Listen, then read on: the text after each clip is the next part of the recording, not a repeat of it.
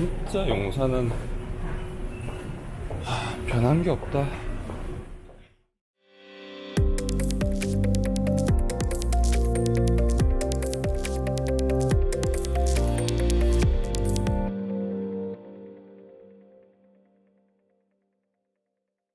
올라 아토입니다. 반갑습니다. 구독자 여러분들 덕분에 매일매일 활동 범위가 넓어져 가고 있습니다. 매 순간 구독자 여러분들께 항상 감사드립니다.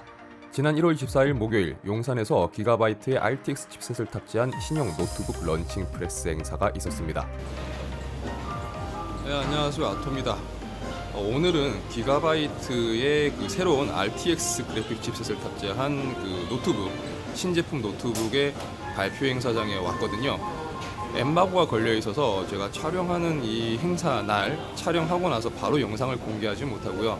여러분이 영상을 보시는 이 시점은 제가 그 이벤트 현장에 와서 그 제품을 보고 나서 좀 한참 시간이 지난 후일 겁니다.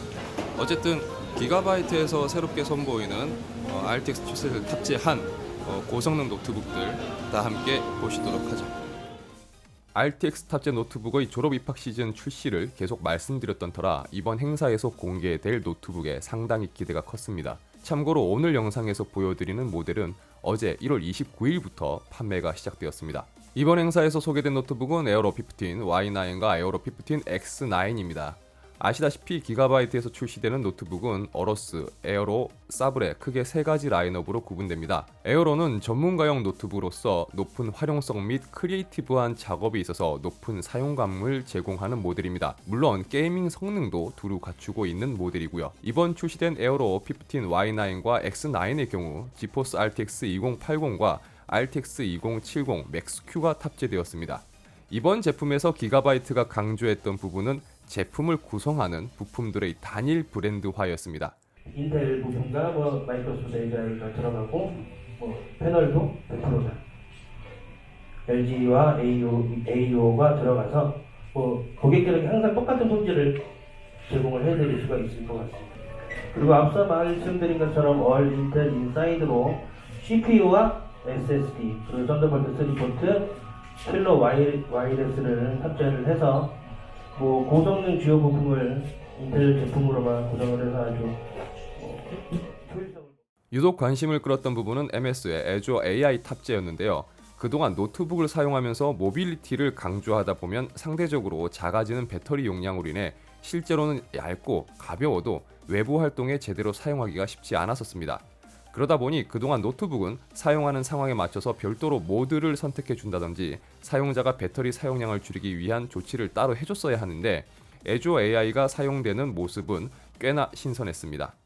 네, 다만 저희가 이번에 이제 소프트웨어적으로도 좀 보완한 부분이 에어로스에서 이제 그 마이크로 애주어 AI인데요. 이 제품은 이제 우리 엔비디아 쪽에서 우리가 옵티머스라는 기능이 이제 이미 이제 익숙해진 부분이긴 한데 어떻게 보면 노트북의 어떤 전체적인 시스템을 그 아까 얘기했던 옵티머스의 기능을 전체적으로 CPU나 GPU를 컨트롤하는 기능이라고 보면 될 것 같아요. 이제 저희가 클라우드 시스템을 일단 마이크로소프트에 전송을 하면서 유저가 사용하는 CPU의 환경, GPU의 환경, 팬의 환경, 아니면 소프트 어떤 프로그램 환경을 그 머신 러닝을 통해서 배우고 최적화된 환경을 스위치를 제공하는 것이 가장 큰 취지고요. 이를 통해서 제품의 이제 어떤 성능을 높이고 배터리 효율성을 높이는 것이 가장 큰 장점이라고 보면 될 것 같아요. 기가바이트에서는 컨텐츠 크리에이터 등 영상 작업을 주로 하는 사용자들을 대상으로 좀 더 우수한 작업물을 얻기 위해 패널에 좀 더 중점을 두고 출시했음을 강조했습니다. 이제 그런 문의가 없게끔 씁니다라고 자연스럽게 얘기할 겸해서 저희가 LG IPS를 제공하는 것을 컨셉으로 잡았고요. 또한 이제 홍철대님도 말씀드리겠지만은 사실 동영상을 작업을 하다 보면 FHD도 부족해요. 특히 sRGB 100%가 얼마나 중요하냐면 사실 저희가 작업을 할 때 실제로 내 컴퓨터를 통해서 작업한 것과 실제로 이게 출력이 됐거나 다른 화면을 봤을 때 색감이 다를 수가 있어요. 이거는 FHD로는 찾아볼 수가 없고 할 수가 없어요.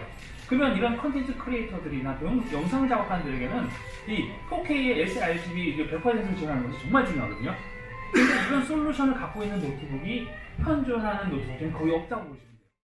18mm의 두께와 2kg의 무게로 인해 배터리 성능에서 큰 기대를 하기 힘들 수도 있습니다. 이번 에어로의 경우 10시간의 배터리 사용 시간을 제공한다고 합니다.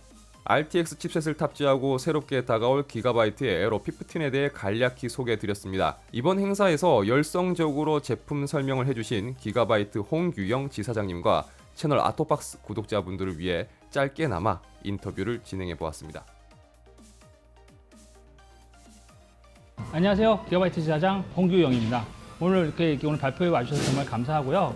사실 저희 이번에 발표를 통해서 에어로 15, 그러니까 이제 RTX 2080 그리고 인텔 i9을 탑재한 에어로 15가 새롭게 발표를 했는데요.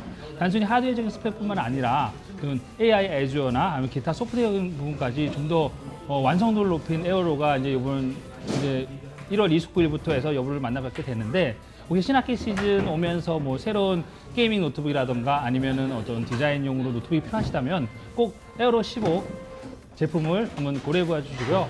앞으로도 많은 사랑 부탁드립니다. 감사합니다. 이전 모델에 대비해서 이번 에어로 15는 어떤 부분에서 특별히 중점을 두고 바뀌었는지 좀 말씀 좀 부탁드리겠습니다. 일단은 좀 전에 아까 말씀드렸다시피요. 이전에 같은 경우에는 저희가 에어로 15로 해서 i7에 70까지 해서 저희가 이제 하드웨어적인 부분 탑재를 했는데, 그러면서 이제 이거 이동성이 강요된 이런 제품 중에서도 좀 더 하드코어를 할 수 있는 i9 CPU나 아니면 이제 2080을 탑재한 노트북이 있었으면 하는 바람을 소비자들이 많은 의견을 주셨어요. 뿐만 아니라 특히 뭐 이제 뭐 콘텐츠 크리에이터들이나 등등을 통해서 UHD 그 해상도를 원하는 소비자들이 많았는데요. 이번에 이거를 복합을 해서 저희가 만족을 시킬 수 있는 제품이 나왔다고 생각하시면 될 것 같고요. 그래서 그런 것들이 전작에 비해서 좀 더 완성도가 높아지고 하드웨어적 스펙으로도 하이엔드를 좀 더 갈 수 있는 이제 에어로 15가 된 것 같아요. 그래서 이런 부분이 가장 큰 다른 점인 것 같습니다. RTX 그래픽 칩셋을 탑재하고도 18mm의 두께와 2kg의 무게로 상당히 경량화되어서 나왔는데요. 제품 개발하면서 특별하게 어려웠던 부분은 없었는지 말씀 부탁드리겠습니다. 사실 이제 이런 부분에 대해서 저희 이제 세일즈나 마케팅 쪽의 담당자보다 사실 개발 쪽에서 가장 큰 고민했던 부분인 것 같은데요. 사실 노트북이 이제 경량화되고 가벼워지면서 이제 가장 어려운 부분의 하나가 어떻게 하면 좀 더 성능을 발휘하면서 발열을 잡고, 그리고 이러면서 소비자들이 사용할 때 안정적이면서도 호환성을 가지면서도 노트북을 구동하는 가장 큰 숙제였던 것 같은데요.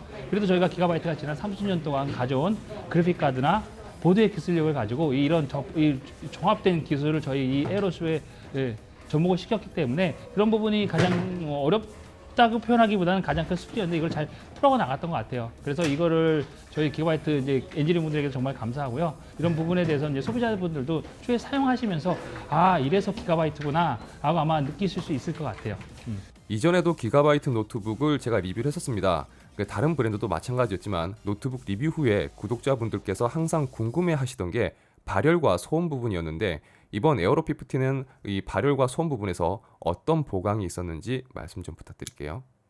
네, 일단은 사실은 아까 저도 말씀드렸지만 노트북이 하이엔드 고성능으로 가고 특히 이제 RTX 2080에 i9까지 잡히면 발열을 신경 쓸 수밖에 없어요. 왜냐면 사실은 이거를 이제 발열을 낮추면서 이제 노트북 성능을 최대한 끌어내는 것이 가장 큰 노트북 제조사의 숙제라고 볼 수도 있는데요. 이런 부분을 하드웨어적인 패치 시스템을 뿐만 아니라 이번에는 이제 AI 아주어라는 이제 AI 시스템을 통해서 노트북의 성능에 최적화를 가져올 수 있는 어떤 소프트웨어적인 기능을 추가를 해서 이런 발열 부분을 또 최적화했습니다.